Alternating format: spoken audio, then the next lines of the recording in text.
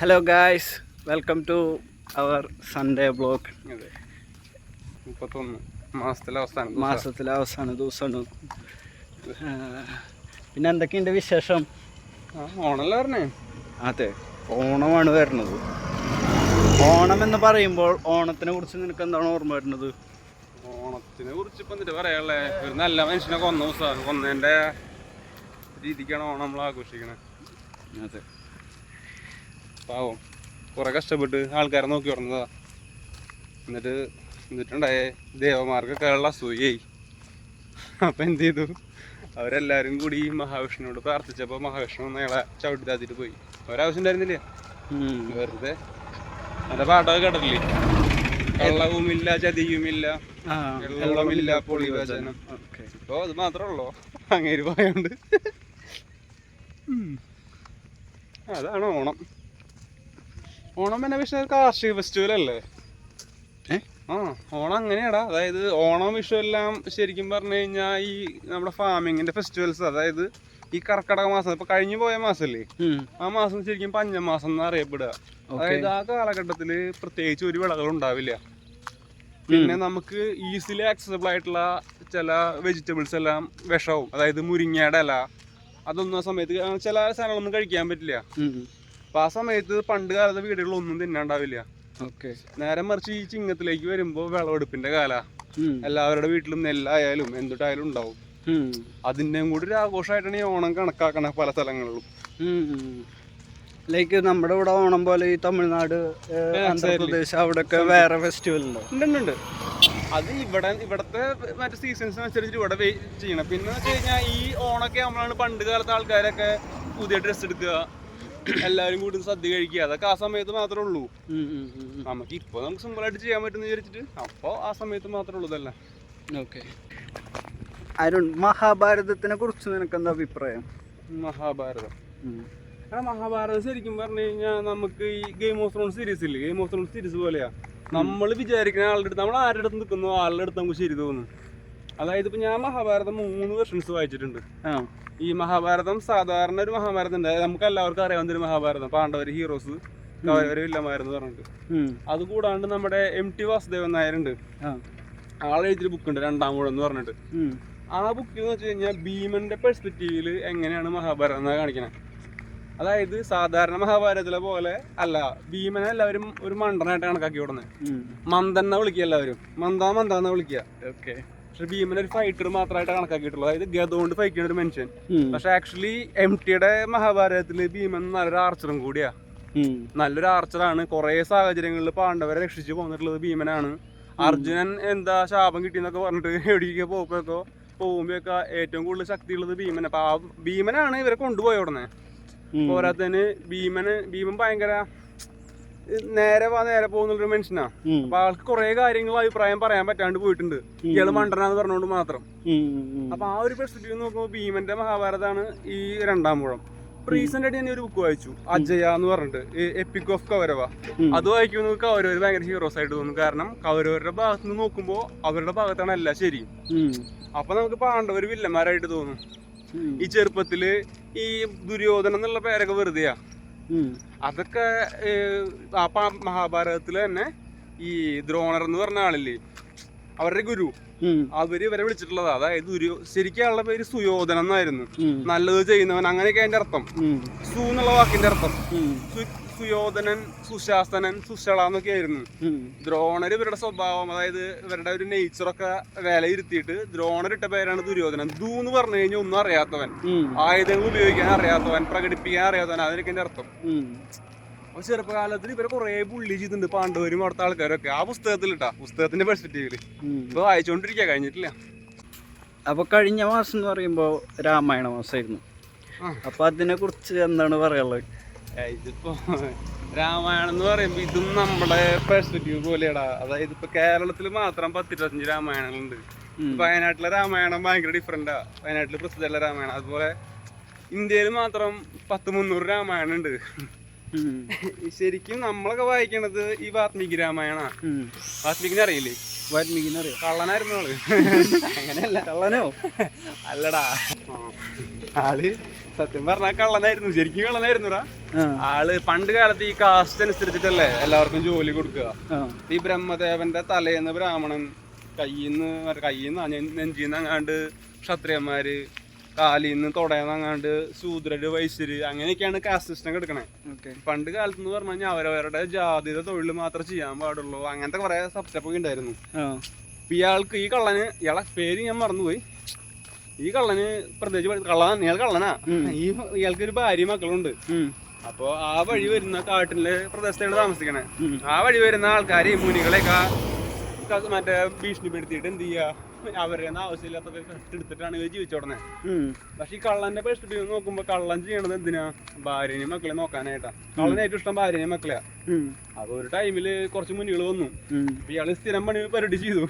കത്തിയൊക്കെ കാണിച്ച് കക്കാൻ നോക്കിയപ്പോ മുനികൾ ചോദിച്ചു, നീ കക്കണേന്റെ ഒക്കെ ബലം നിനക്ക് കിട്ടില്ലേ, നിന്റെ ഭാര്യയും മക്കളെ അനുഭവിക്കുമോ ചോദിച്ചു. അപ്പൊ കള്ളന് ഇതുവരെ അങ്ങനെ കള്ളൻ്റെ അടുത്ത് ചോദിച്ചിട്ടില്ല. അപ്പൊ കള്ളൻ പറഞ്ഞു ചോദിക്കും, കാരണം ഞാൻ അവർക്ക് വേണ്ടി ജീവിക്കണേ, അവരനുഭവിക്കും എന്റെ കക്കണേന്റെ ഇതൊന്നും പറയും. പക്ഷെ കള്ളന്ന് വൈകുന്നേരം അറിയുന്നില്ല, വീട്ടിൽ നിന്നിട്ട് ചോദിക്കും, നിങ്ങളിത് അനുഭവിക്കുമെന്ന്. അപ്പൊ ഭാര്യ പറയും, കക്കണത് നിങ്ങളാ, ഞങ്ങൾക്ക് ഇതിൽ ബന്ധമൊന്നുമില്ല, നീ കെട്ടാ നിന്റെ പേരിലെന്ന് പറയും. അപ്പൊ കള്ളനത് എന്താവും, വല്ലാണ്ട് ഫീലാവും. അപ്പൊ ആള് മാനസാന്തരപ്പെട്ട് എന്ത് ചെയ്യും, മുനികളുടെ അടുത്ത് പോകുമ്പോ പറയും, ശാപമോക്ഷമായിട്ട് നീ ഇങ്ങനെ പ്രാർത്ഥിച്ചോളാൻ പറയും. ഒരു മന്ത്രമൊക്കെ പറഞ്ഞു കൊടുക്കും. എന്നിട്ട് അവിടെ ഇരിക്കും. അവിടെ ഇരുന്ന് മുനിമാര് പറഞ്ഞിട്ട് പോവും. മുനിമാര് വിചാരിക്കും ഈ കള്ളൻ കുറച്ച് കഴിയുമ്പോൾ എന്റെ പൊക്കോളുന്നു. പക്ഷെ ഇയാളവിടെ ഇരുന്ന് ഇയാൾ ഭയങ്കര സീരിയസ് ആയിട്ട് എടുത്തു. മുനികൾ കുറെ വർഷം കഴിഞ്ഞ് വരുമ്പോഴും നോക്കുമ്പോ ഒരു വലിയ ചെതൽപ്പുറ്റുണ്ട്, അതിനുള്ളിൽ നീ മന്ത്രം കേൾക്കുന്നുണ്ട്. അപ്പൊ ഒരു പുറ്റ് പൊളിച്ച് നോക്കിയപ്പോ ഒരു സന്യാസി, ഈ കള്ളനായിരുന്നു. അതാണ് ഈ വാത്മീകി. പണ്ട് സംസ്കൃതത്തിൽ ഈ വാത്മീകം എന്ന് പറഞ്ഞ ചെതൽപ്പുറ്റെന്നാ. അപ്പൊ ആ മുനിമാരിട്ട പേരാണ് വാത്മീകത്തിൽ നിന്ന് വന്നവൻ വാത്മീകി. അങ്ങനെ എഴുതിയ രാമായണാണ് നമ്മള് ഇപ്പൊ പ്രസിദ്ധപ്പെട്ട രാമായണം. മനസ്സിലായി. അപ്പൊ അത് നമ്മുടെ കാസ്റ്റില്ലേ എഴുത്തച്ഛന്മാര്, അതിന്റെ മെയിൻണ്ടാവില്ലേ തുമ്പത്തെഴുത്തച്ഛൻ, അയാൾ എഴുതിയ രാമായണാണ് നമ്മൾ എന്ത് ചെയ്ത് കർക്കിടക മാസത്തിലൂടെ വായിക്കണത്. അതിനെന്താ പറയാ, പണ്ടത്തെ പോലെ ഇപ്പോ കാസ്റ്റ് സിസ്റ്റം ഉണ്ട്, ആൾക്കാര് കാസ്റ്റിനെ കുറിച്ച് അങ്ങനെ അതിനെ കുറിച്ച് സംസാരിക്കണ്ടെന്ന് ഇപ്പൊ തോന്നുന്നില്ല. ഇപ്പൊ നോർമലൈസ് ആയില്ലേ. എന്നെ വെച്ച് നോക്കുമ്പോ ഞാൻ ഇതൊക്കെ ഒരു സ്റ്റോറീസ് അങ്ങനെയൊക്കെ ആയിട്ട് തന്നെയാണ് കണ്ടിട്ടുള്ളൂ. അല്ലാണ്ട് ഇതൊരു ജാതി, അത് സ്റ്റോറീസ് തന്നെയാടാ, പണ്ട് കാലത്ത് സ്റ്റോറീസ് തന്നെയാ. ഇപ്പൊ അതായത് ഇന്ത്യയിൽ മാത്രം 300 രാമായണം ഉണ്ടെന്ന് പറഞ്ഞില്ലേ, അതില് ആ ബുക്ക് ഉണ്ട്, അതിന്റെ പേരെന്താ 300 രാമായണാസ് പറഞ്ഞിട്ടാ. AK രാമാനുജൻ എന്നൊരു റൈറ്റർ ഉണ്ട്, ആളെ എഴുതിയ ബുക്കാ.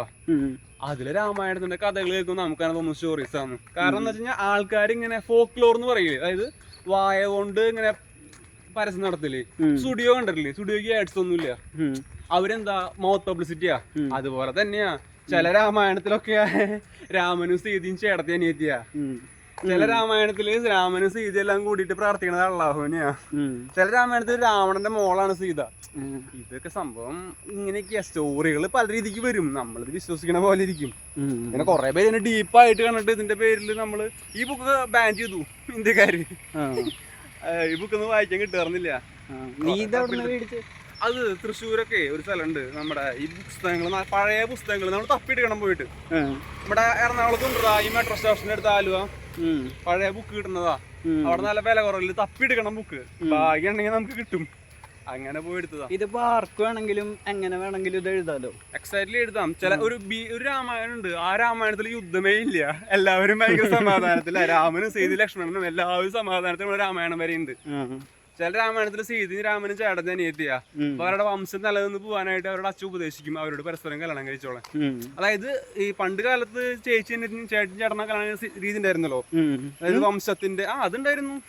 വംശത്തിന്റെ ശുദ്ധി നിലനിർത്തി പോകാനായിട്ട് ഒരു കുടുംബത്തിൽ നിന്ന് ആൾക്കാർ കല്യാണം പറഞ്ഞിട്ടുണ്ടായിരുന്നു. അങ്ങനെയൊക്കെ ഒരു ചെയ്തിട്ടുണ്ട്. ഒരു രാമായണത്തില് ലക്ഷ്മണനാണ് രാവണനെ കൊല്ലണേ. വേറൊരു രാമായണത്തില് സീതയുടെ വണ്ടി ഓടിക്കാനാണ് രാമൻ, സീതയുടെ തേര് തെളിക്കുന്ന ആളായിരുന്നു രാമൻ. സീതയാണ് പോയിട്ട് പ്രതികാരം വീട്ടണേ. ഓക്കെ, ലാസ്റ്റ് ഒരു ചോദ്യം കൂടെ ചോദിച്ചിട്ട് ഞാൻ വീഡിയോ കൺക്ലൂഡ് ചെയ്യാം. ഇപ്പോൾ ഈ എല്ലാ മതങ്ങളും ഓരോ മതങ്ങൾക്കും ഓരോ ബുക്കുകളുണ്ട്, ഓരോ പുസ്തകങ്ങളുണ്ട്. അപ്പോൾ ഇതൊക്കെ കണക്റ്റഡ് ആണോ? എല്ലാ മതങ്ങളും കണക്റ്റഡ് ആണെന്ന് എനിക്ക് തോന്നിയിട്ടുണ്ടോ? ഏട്ടാ, ഞാൻ സത്യം പറഞ്ഞു കഴിഞ്ഞാൽ രാമായണം മഹാഭാരതം വായിച്ചിട്ടുണ്ട്, ഞാൻ കുറച്ച് ബൈബിളും വായിച്ചിട്ടുണ്ട്. കുറെ ഞാൻ വായിക്കാൻ ശ്രമിച്ചിട്ടുണ്ട്, പക്ഷെ മുഴുവനാക്കാനൊന്നും പറ്റിയിട്ടൊന്നുമില്ല. പക്ഷെ ഞാൻ വായിച്ചതെന്നും എനിക്ക് അറിയാവുന്നതെന്നും മനസ്സിലായിട്ടുള്ളത് അതൊക്കെ നമ്മുടെ പെർസ്പെക്റ്റീവിൻ്റെ അതായത് നമ്മൾക്ക് വേണമെങ്കിൽ ഇത് ബന്ധിപ്പിക്കാം, ഐഡിയോളജി ഒക്കെ സെയിമാ. ഏറെക്കുറെ സെയിമാ. ആരും ഒന്നിനും ഫോഴ്സ് ചെയ്യണം. ഖുറാൻ ഒരു ലോ ബുക്ക് പോലെയാ, ബൈബിൾ എന്ന് പറയുമ്പോൾ ഒരു അൺഫിനിഷ്ഡ് ബുക്ക് പോലെയാ, ഒരിക്കലും പൂർത്തീകരിക്കാത്തൊരു ബുക്ക് പോലെയാ. രാമായണ മഹാഭാരതം ഒരു സ്റ്റോറി പറഞ്ഞു പോയി, അതാണ്ട് നമുക്ക് വേണമെങ്കിൽ റിലേറ്റ് ചെയ്യാം. രാമായണ മഹാഭാരതവും ഈ ബൈബിളും അല്ലാണ്ട് തന്നെ ഗ്രീക്ക് മിത്തോളജി അങ്ങനത്തെ കുറെ ഉണ്ട്. ഇതിൽ തന്നെ കുറെ ഹീറോസിന്റെയും ദൈവങ്ങളുടെയും സ്റ്റോറീസ് ഭയങ്കര സിമിലറാ. അപ്പൊ വേണമെങ്കിൽ ബന്ധിപ്പിക്കാം നമുക്ക്. മറ്റേ ദിലീപിന്റെ ഒരു സിനിമയില്ലേ, അവൻ പെണ്ണായിട്ടുള്ളത്, അതിന്റെ പേര് ചാന്തുപുട്ട്, അതില് പറയണില്ലേ കുന്തം കൊണ്ട് കുത്തിക്കുന്നൊക്കെ, അങ്ങനെ ബന്ധിപ്പിക്കാന്നല്ലേ. കുറെ സ്റ്റോറീസ് ഭയങ്കര സിമിലറാ. പിന്നെ അവരെല്ലാവരും ഷെയർ ചെയ്യണ ഐഡിയോളജി സിമിലർ ആണെന്ന് എനിക്ക് തോന്നുന്നു. ലൈക്ക് ഈ ഹിന്ദുസത്തില് മഹാഭാരതത്തിൽ ഇങ്ങനെ പറയണില്ലേ, ലൈക്ക് ഈ മറ്റേ എല്ലാ ജീവനുകളും ഭൂമിയിൽ ഒരൊറ്റ നന്മ പോലും ഇല്ലാണ്ടാവുമ്പോൾ അവിടെ പുതിയതായിട്ടൊരു ദൈവം ഉണ്ടാവുന്നു, അങ്ങനെ പറയണില്ലേ.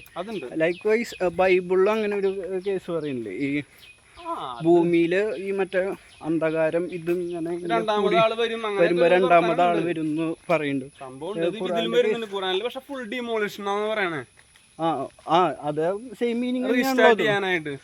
അപ്പൊ ഈ ഒരു കേസ് കേട്ടപ്പോ ഇതെല്ലാം പറഞ്ഞു വരുന്ന ഒരു ഒറ്റ പോയിന്റ് ആണ്.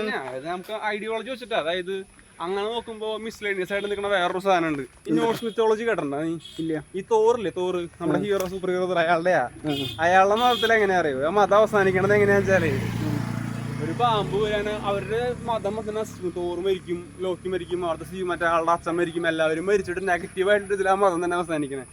അപ്പൊ നമുക്ക് വേണമെങ്കിൽ ചിന്തിക്കുകയാണെങ്കിൽ എല്ലാം ഏറ്റവും അവസാനം ഒരു ഡിമോളിഷൻ, പിന്നെ റീസ്റ്റാർട്ട്, അങ്ങനെ ഒരു സെറ്റപ്പിലാ. വേണമെങ്കിൽ നമുക്ക് ലിങ്ക് ചെയ്യുകയൊക്കെ ചെയ്യാം. അതൊക്കെ നമ്മുടെ പെർസ്പെക്റ്റീവ് പോലെ. ഇനി ഇവിടുത്തെ ആൾക്കാരൊന്നും സമ്മതിക്കില്ല. ഓരോരുത്തർക്കും ഓരോ അഭിപ്രായം എന്ന് പറയണ പോലെ അതൊക്കെ നിന്റെ അഭിപ്രായം, എനിക്ക് എന്റെ അഭിപ്രായം. അങ്ങനെ. Okay guys, that's all for this video. Shining on the streets of mine, my soul was weakness.